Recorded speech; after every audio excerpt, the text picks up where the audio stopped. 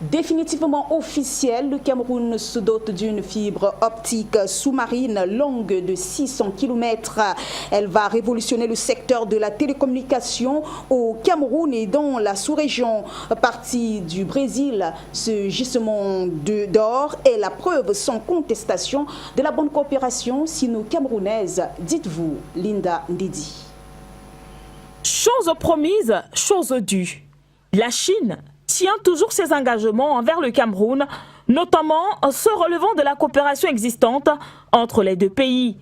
Et parmi l'un de ces engagements, offrir au Cameroun le meilleur débit qui soit pour les télécommunications en opérant une connexion avec le Brésil sur 6000 km de fibre optique, comme ce fut le cas avec le point d'atterrissement du câble sous-marin à fibre optique reliant le Cameroun et le Nigeria sur 1010 km.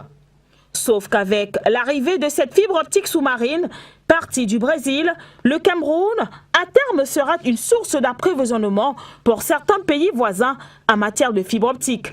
Et ce mardi 22 mai marque l'inauguration de l'arrivée de la dite fibre avec en prime la pose du premier mètre de câble sous-marin, qui est d'ailleurs une opération délicate, car la connexion directe avec le Brésil permettra en outre de réduire la latence du réseau, promouvoir le développement des entreprises de haut débit universel au Cameroun et former un chemin de restauration pour certains systèmes de câbles lors d'une éventuelle reprise après sinistre grâce alors aux ressources sous-marines implémentées par le projet. Preuve que cette fibre optique est un gisement d'or, fruit donc de la coopération sino-camerounaise qui en plus de 40 années n'a jamais cessé de se développer et de se renforcer.